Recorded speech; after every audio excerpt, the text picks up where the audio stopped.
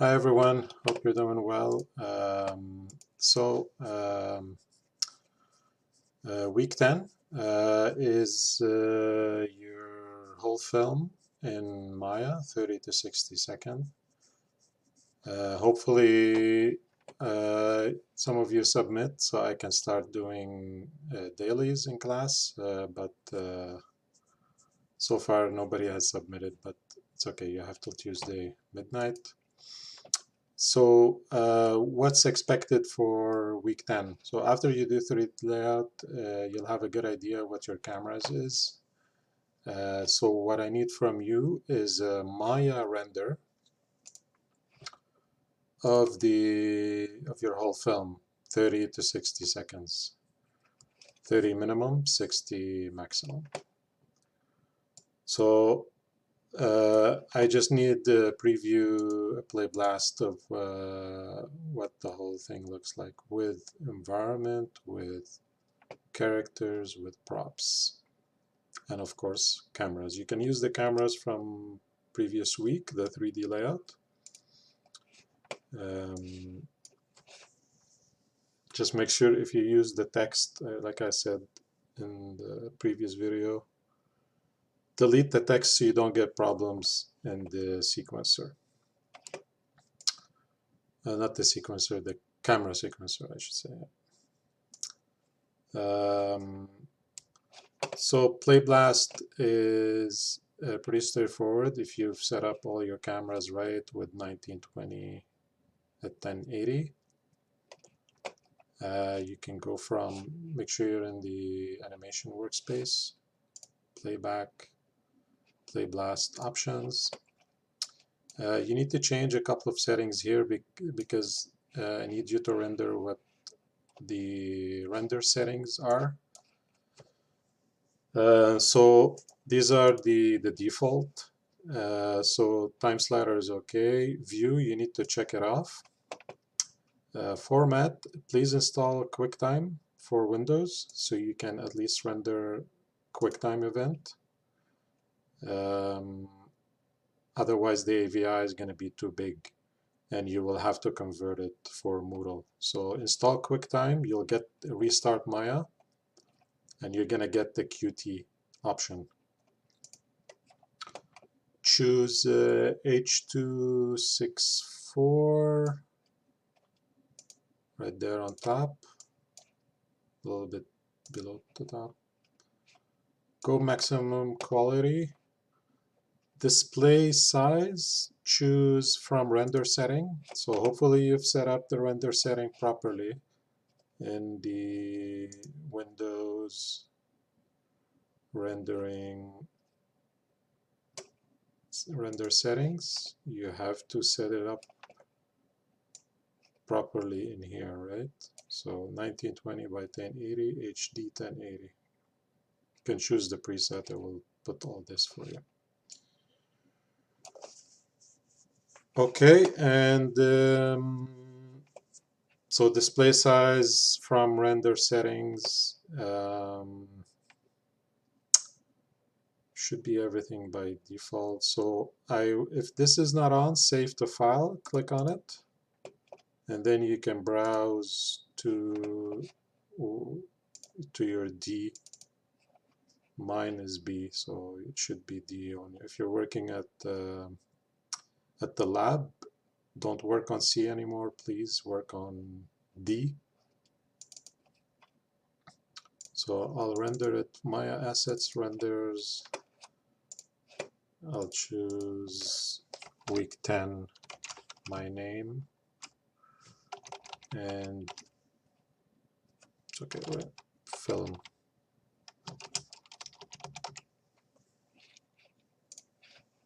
Okay, and then we play blast.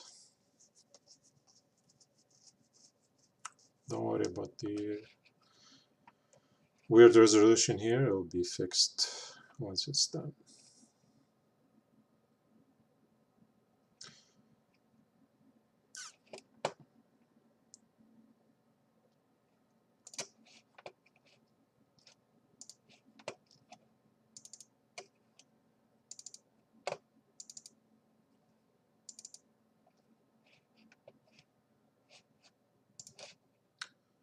So now if you go to that folder, you should have your whole sequence rendered.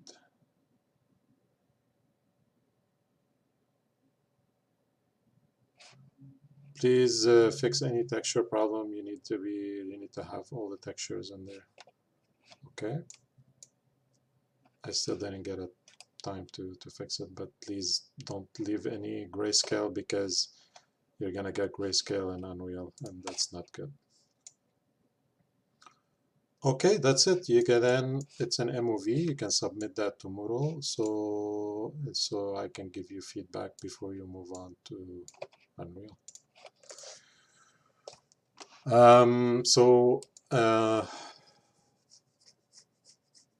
The week after will be revisions in Maya before you go to Unreal, but I need everything by,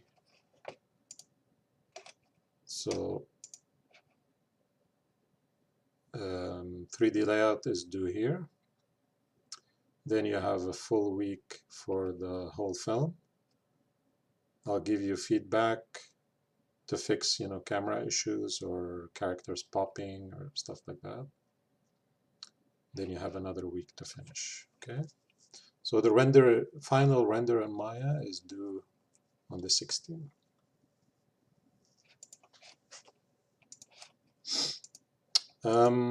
So what else? I would like to go over some of the do's and don'ts. If you remember this email I sent Tuesday, October 5th, I put some do's and don'ts in Maya and Unreal. I'm just going to focus on the Unreal part. Sorry, on the Maya part.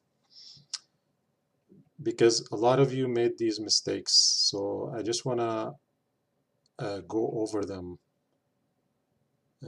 just to make sure you guys are good and you don't do the same mistakes again. I know it's hard to go back to each video and look at them.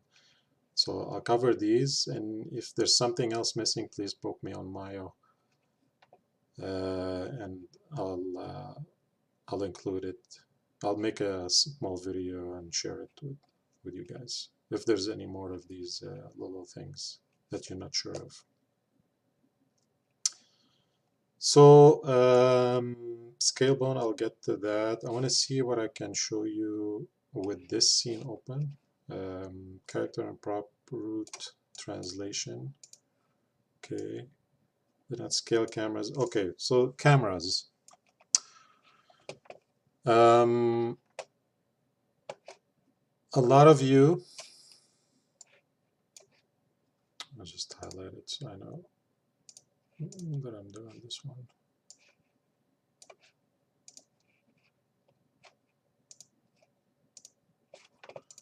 So a lot of you, unfortunately, were scaling the cams. So first of all, let's just delete the Uber cam. So a lot of you were going, where's this one? Let's just camera 2. Because you couldn't see the camera. So you're going like this. And you end up with these numbers here on the scale. Please do not do this. I never told you to do this. And because if you add scale, you cannot use it in the camera sequence.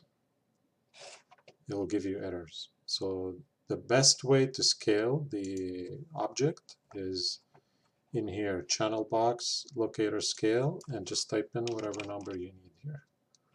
Okay, scale it from here. Do not scale it from here. This is bad. Okay, make sure as well the cameras you are using 35mm Academy, because that's what corresponds to Unreal. Once you switch to 35 film, this is the corresponding one. Okay, it will be really close. It won't be like perfect one-to-one, but it's very close. What else? So camera sequencer. I know we covered this a little bit, and a lot of you had some issues in the camera sequencer. So the camera sequencer, I'm gonna delete all these and show you how to, because the problem is these bottom numbers, okay? If you move these, it's gonna mess up. You won't be able to create an UberCam. Okay, so let's say we have our first shot. We go create shot. By the way, as soon as you press play, whatever viewport you are in, let's say you're in this viewport and you press play, this is going to be the camera sequencer. There's nothing assigned to it, so that's why it doesn't play anything. So let's just choose this one, choose the one cam, go and create shot options. And here what do you do is you just create shot, let's say 1, camera 1, and you specify from where to where. You don't have to be like on the dot with this. We can change. I'll show you how to change it after. And new shot placement on frame 0, and then you go create shot. Okay, so what will it do? It will take camera 1 and start playing from 0 to 100. If you want to play with the end frame, you just need to put the mouse here on the top number when you see eraser. If you don't see eraser, means you're changing the wrong one. So put the mouse on the top number and just expand it to whatever you want. Okay. So this is, or you can just double click and change the number here. Okay. Same thing with the other one. Select the cam, create shot. You don't need to select the cam actually. So shot 2, camera 2, and we specify here. So let's say you want 152 to, let's say 200. Doesn't matter. You want to place it on the current frame where the red line is, and then create shot. Again,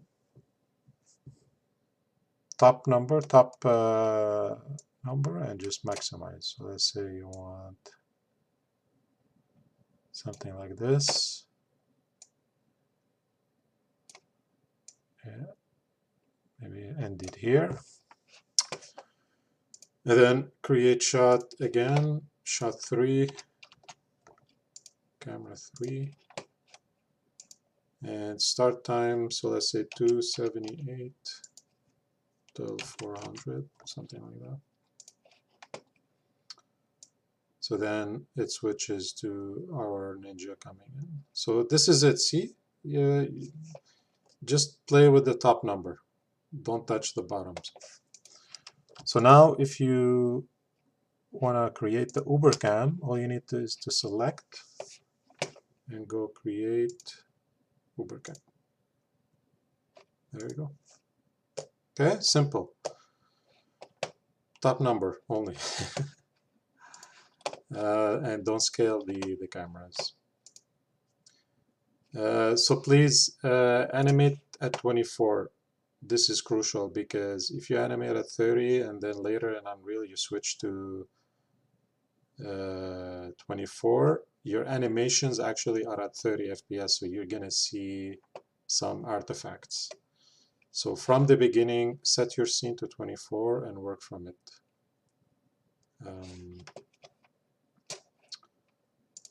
I've seen some mistakes where you guys are still rendering at 30. Please switch to 24.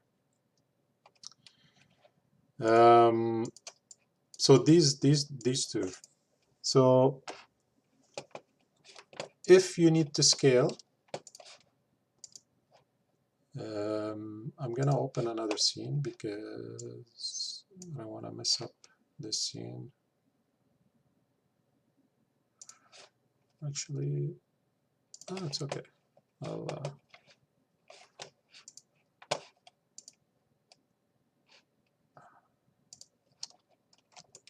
can scale, but in T-pose, yeah, I don't think I can. Shouldn't do it in T-pose. It's okay. I'll open up a character. So let's say I have my knight, and I have my environment in there,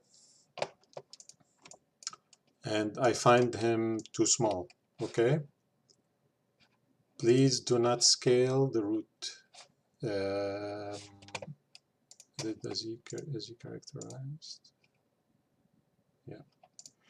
So before you create the control rig, if you have to keyframe them, scale it before you create the control rig. Okay, so edit, delete control rig. So all we have right now is a character, which is the template, all the definitions, and that's it. We don't have a control rig assigned yet, right? Because we only see the bones. Let's go in wireframe and double check. Yeah, see, you only see the bones and the mesh. So that means you don't have a control rig yet. So what do we do?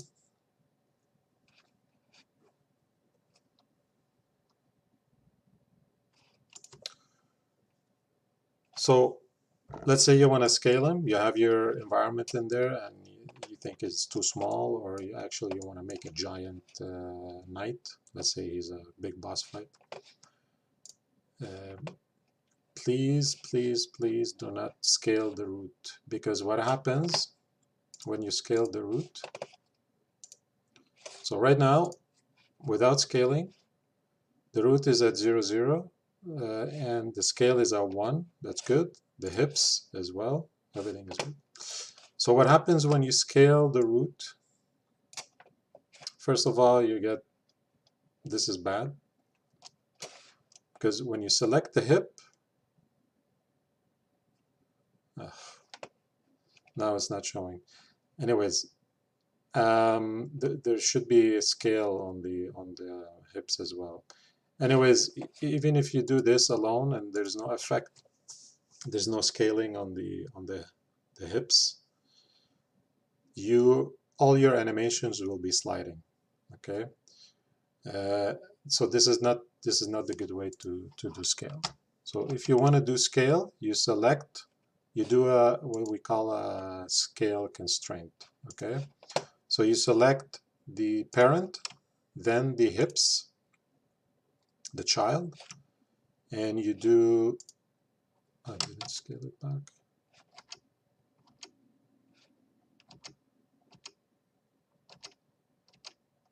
Okay, now it's back to normal. So you select the parent, then you select the child.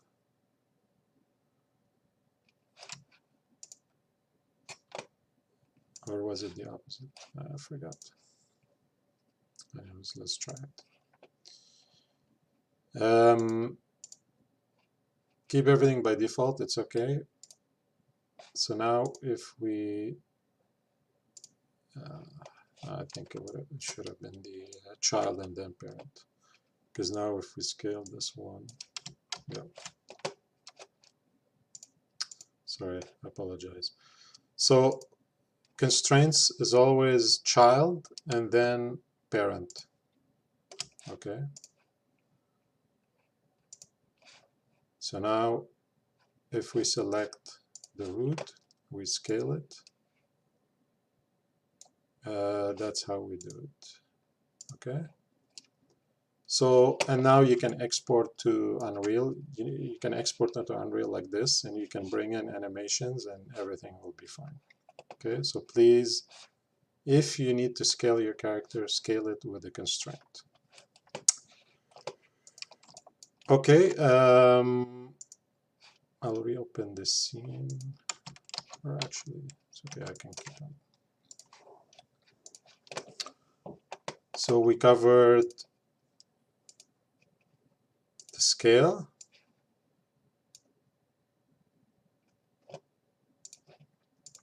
and the root. So please, I've seen this, a lot of you are moving, when you start your previews or when you start your animations, you take the root and you start displacing it like this. From the beginning, I mentioned that the root does not move.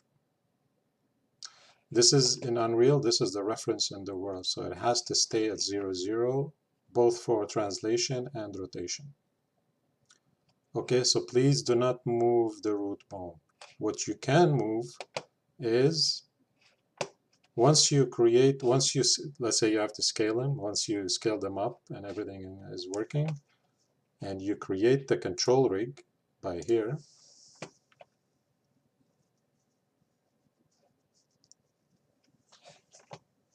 why did it scale down?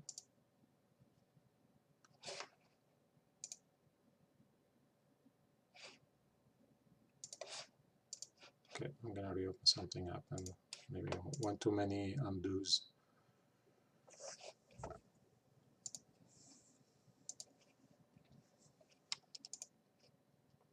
So let's say we add, okay, hold on, character, okay, there's probably already one, okay.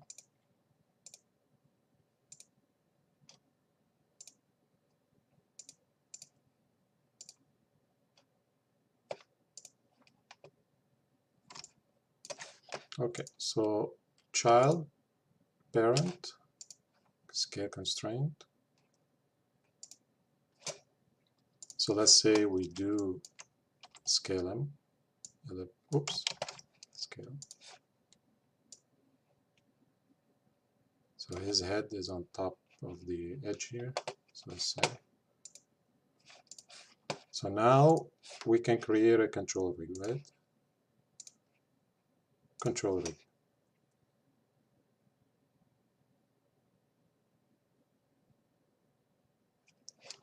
All right, I'll pause to see what's going on. All right, so we figured it out. So if you have a character that you decide to scale, and you already have a character definition or a control rig. So the first step is to delete the control rig. So go from here, edit, control rig. And then in the definition, so let's say you created it, decided to scale. Once you lock in the definition, it's locked, right? So first step is to unlock it, because this root is being used by this definition here, this reference. So we need to remove it from the definition because we're scaling it. Right now, this definition is thinking that the scale is 1, okay? So we need to remove it, scale it, and then add it back, okay? So first step is to unlock, select this, the reference node, which is the root, right? See, night root, clear. Then we can add the scale constraint. So child, parent, scale.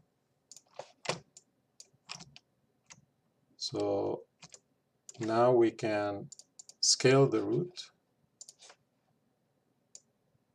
So let's say we scale him up so that his head matches the edge. And now we can add it back to this. I'll show you, I'll tell you why this is important. This reference is important because this is the one you're able to move it in space, okay, without touching the root, okay? So what do we do now? Now we added it, now we lock it, And now you can create your control rig. See, now he stays the same size. So now back to this moving the root in space. So most of you are doing this. Okay, actually you can't move it anymore because now it's being controlled by the control rig. But once you start doing the time error, you need to switch back to none. So that's what you guys are doing. You guys, when you switch to none to start adding the Mixamo animations, you start doing this. Okay, so move him using the hips instead. If you want to move him using the hips, please. So this way the root stays at 0. Okay, if you're keyframing something, if you remember, like the week 3 I think, and you're in the control rig, you cannot move the root. Even if you move it, please undo, make sure you're at 0, 0. The way to move it is using this node. You can move him here. See, now the root bone stays at 0, 0. So you can move him this, or move the hip. Even better, to be consistent, move the hips controller. Okay. Yeah, it's locked because the legs are pinned, feet are pinned. So if you're in control rig mode, please move the hips. If you're in skeleton mode, move the hips as well. This way the root stays at 0, 0 and we don't get any problems once you put it in Unreal. So same thing, characters, props, everything. Move the hips or the control hands instead of reposition in the world. Last two things I would like to touch base. So if you don't find all the mocap on Mixamo for your film, I can recommend this video. So this video, for those of you who were with me last year, well, this year actually, winter, in January, I showed them how to use this service called Deep Motion. What this service is, I'll show you the website. Oh, my internet's slow. So it's called Deep Motion. Okay, what this service is, it gives you you can upload a video, and what you get back is an FBX, and then you can use that FBX to drive your character. This tutorial, so they give a free account, by the way.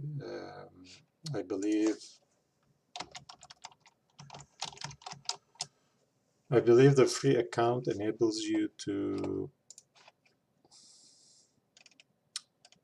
30 seconds a month. Okay, so you can only upload 30 seconds total and convert it to an FBX. So if there's something long you have to keyframe, this is a really cool way to record yourself on a cell phone. These are kind of the recommendation. So camera has to be on a tripod,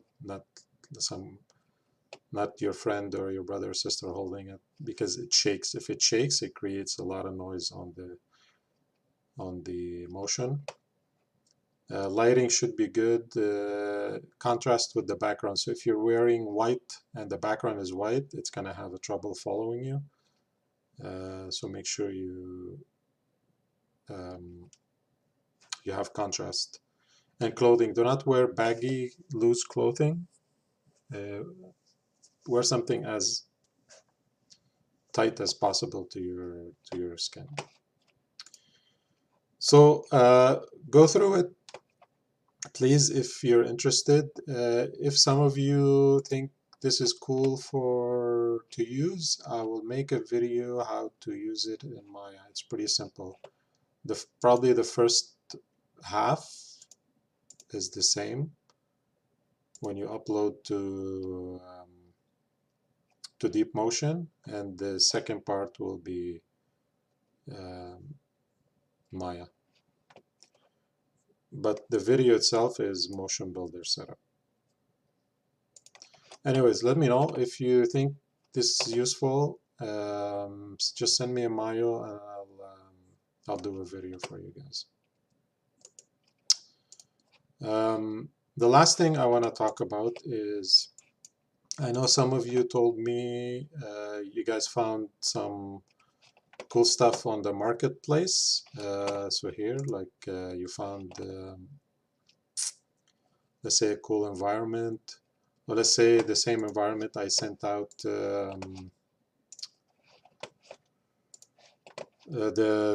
which one was it? So we talked about this, right? Okay. I'll do the Unreal stuff next week. So I did send out this one. No, this one. Yeah. So this guy, K-House Light, I downloaded it, and it's really cool. Like, the trees are amazing, the lighting is amazing. It's really cool. Okay. So some of you told me that. Oh. Okay. Let me see if I can still work. Okay. I think Unreal crashed. Did you Unreal or the Epic Launcher? I'm not sure what happened. So this thing that I sent. So imagine you find something like this on the marketplace, and you need to animate with it. You know, you like it and it fits your film, but it's only an Unreal. So in able to animate with your characters, you need to export this to Maya. So how do you do this? You select the pieces that you want where the shots happen, or you select them all. But for this, I'm just going to export a small selection. So let's say I want to export, you know, these pieces, the walls, the column, the floor. Let's say this is my scene, happens in here. Okay, I select them in the viewport, file, export selected.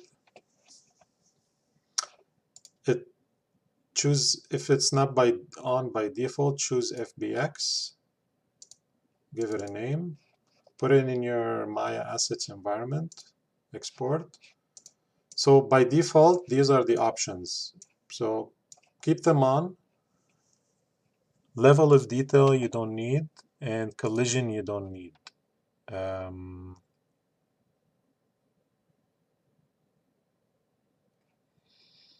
I'm not sure about this map skeletal actor.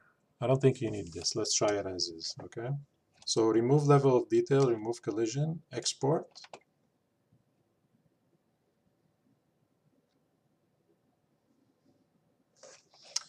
And then you open Maya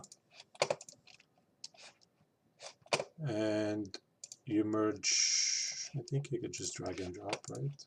Maya Assets, Environment, the FBX. Just drag and drop.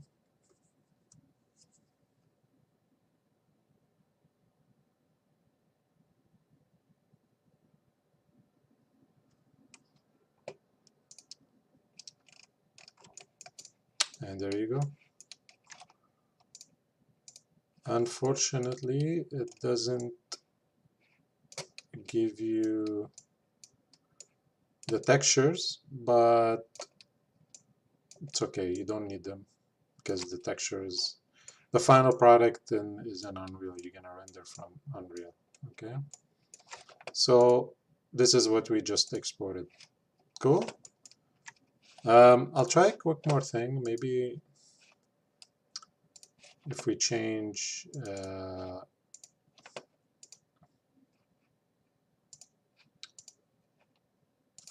the latest, maybe vertex color.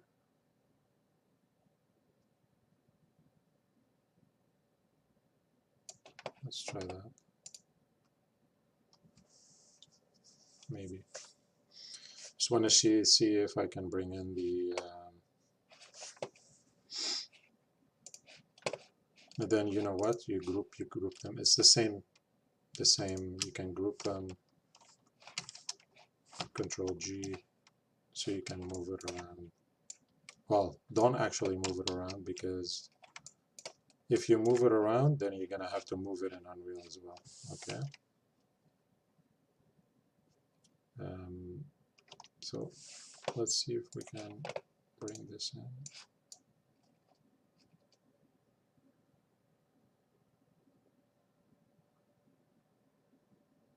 If the textures show. Nope, still doesn't show up, but it's okay. You don't need the textures, so just make sure you group them, you keep it as is, and then work as, because once you start moving things, you need to update it in Unreal. So that's it. So I'll stop there. Again, if you have any questions or something you're not sure of, or like as you're building, just let me know and I'll help you, or I'll make a video for you. Again, week 10 is a play blast of all the pieces in Maya, all the textures, all the props, all the characters with the final cams. All right, that's it. Thank you, guys.